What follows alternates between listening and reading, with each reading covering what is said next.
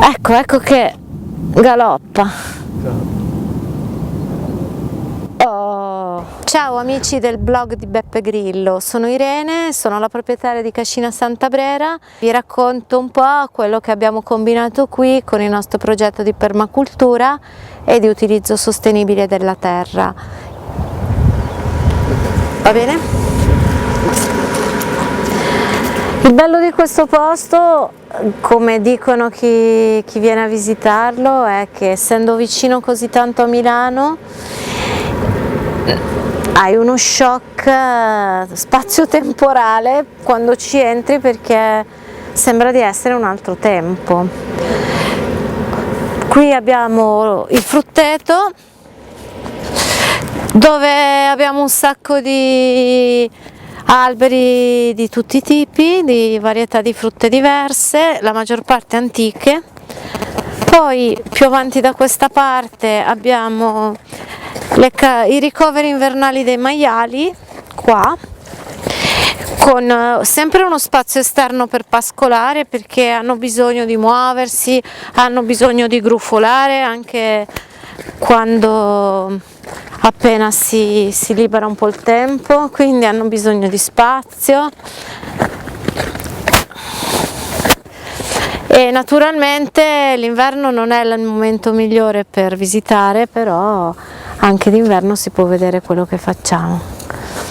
Alleviamo pochissimi animali noi, proprio per dargli il massimo delle attenzioni, il massimo dello spazio, il massimo del benessere, e avere poi dei prodotti di ottima qualità e soprattutto la coscienza a posto di averli allevati in maniera umana.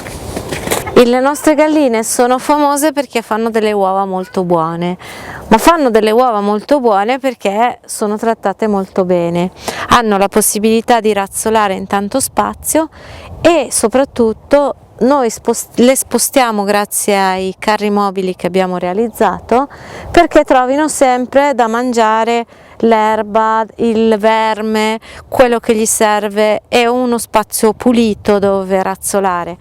Chiaramente se noi le lasciassimo sempre nello stesso posto si caricherebbe delle loro deiezioni e vivrebbero male, e sarebbe anche un problema sanitario, come lo è nei grandi allevamenti. Qui loro vivono in piccoli gruppi perché abbiamo scoperto, abbiamo studiato che più di 120 galline insieme non si riconoscono a vicenda e quindi iniziano, diciamo, a provare aggressività, iniziano a litigare tra di loro. Fino a 120 si auto-organizzano, creano le loro gerarchie, si dividono i compiti, vanno d'accordo, oltre no, e in più devono avere abbastanza spazio, quindi non c'è bisogno di tagliare il becco alle galline che sono aggressive tra di loro, bisogna dargli più spazio, bisogna dargli meno affollamento. Questa è la nostra soluzione ecocompatibile e sostenibile anche per la loro salute, la loro felicità, diciamo, se così si può dire per una gallina. Gli mettiamo insieme i galli, un gallo ogni 10 galline.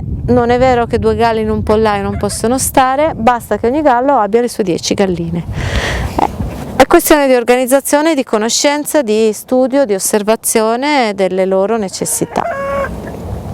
Le uova sono molto buone perché le galline che mangiano l'erba, che mangiano gli insetti, chiaramente nel loro prodotto si sente la differenza, non è il mangime e basta.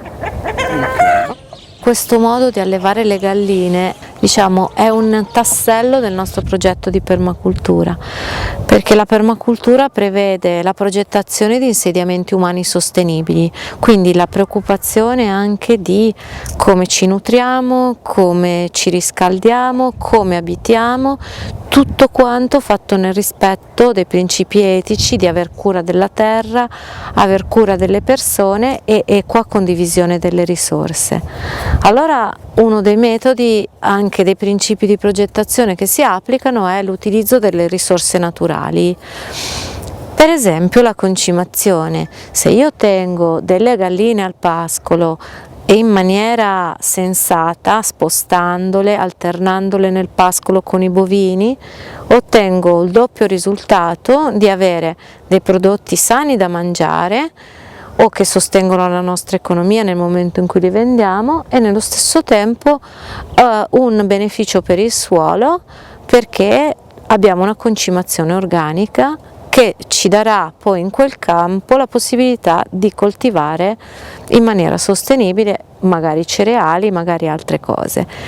È il motivo per cui quest'anno noi facciamo il pascolo in questa zona, mentre gli anni passati era in un'altra zona dove quest'anno abbiamo seminato frumento.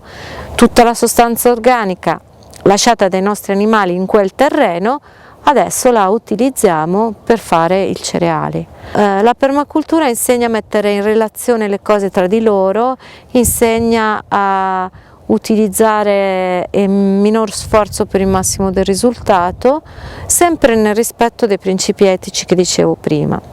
Il progetto del nostro orto è nato anche per dare accesso alla terra a chi vivendo in città non ha questa fortuna.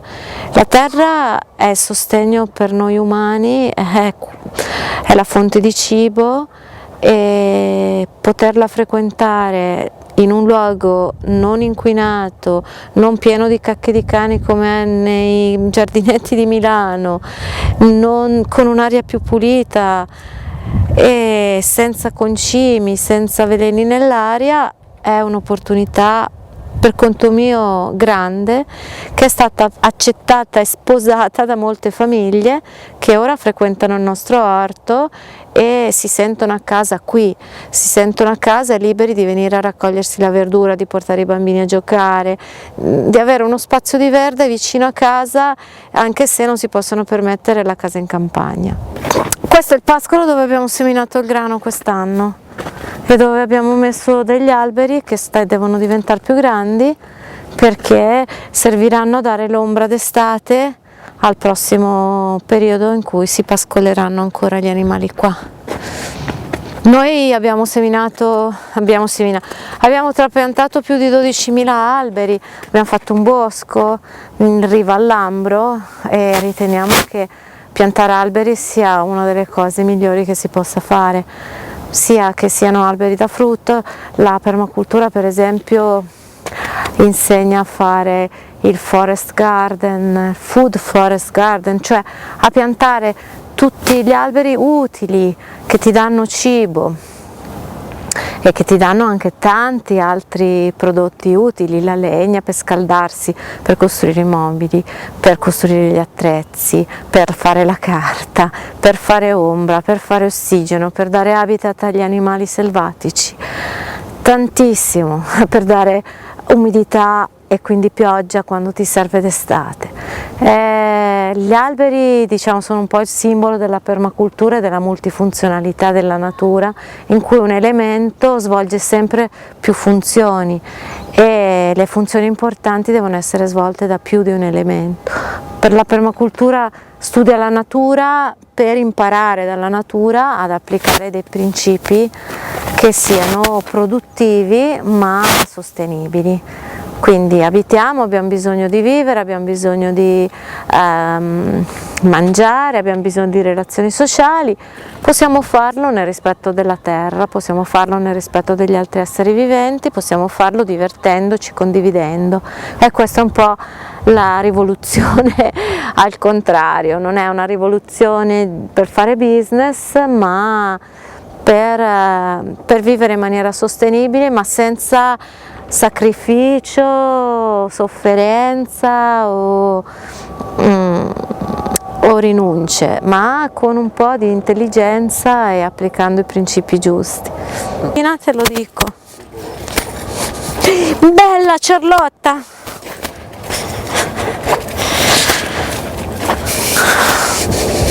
È un recupero di varietà che stava in estinzione, che è autoctona della zona, e si utilizzava all'epoca le 3 funzioni della mucca, no? Per lavoro, per latte e per carne.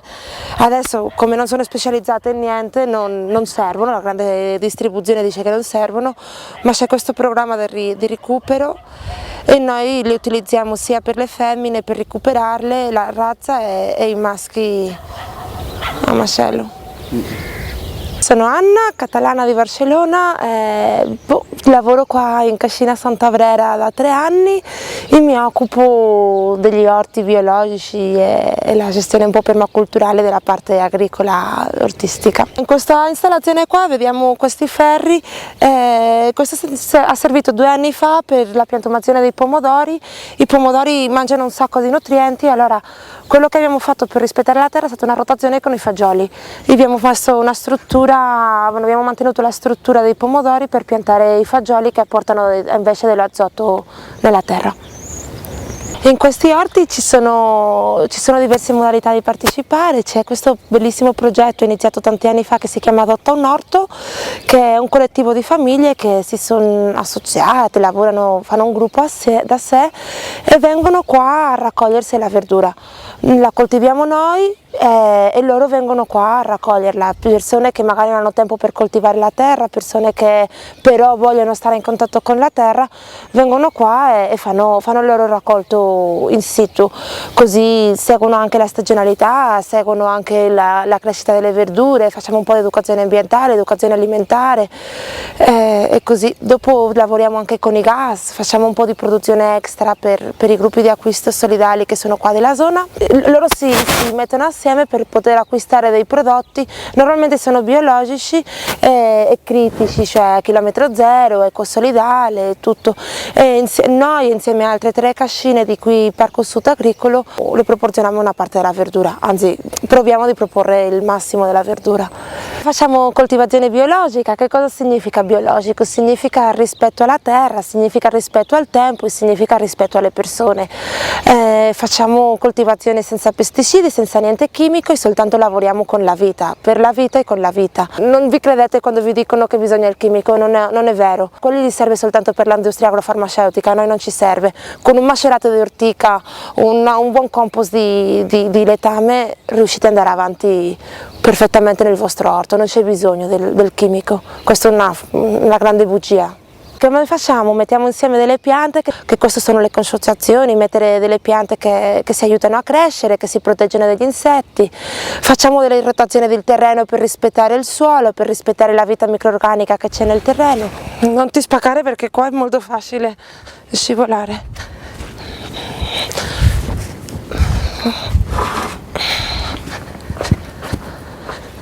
Adesso siamo dentro della serra, la serra la utilizziamo per fare produzione durante i mesi più freddi o per anticipare un po' le colture durante l'estate.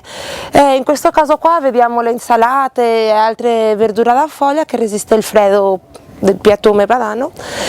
Vediamo che anche pacciamato c'è la paglia, che questo serve per proteggere contro gli infestanti, per mantenere un po' più l'umidità. Nel caso che non avete la possibilità di avere l'orto, potete venire qua, potete venire a dare una mano alla coltivazione, per carità, qui siete tutti benvenuti, oppure venire qua soltanto a passare la giornata e stare in contatto con l'intorno agricolo alle porte di Milano.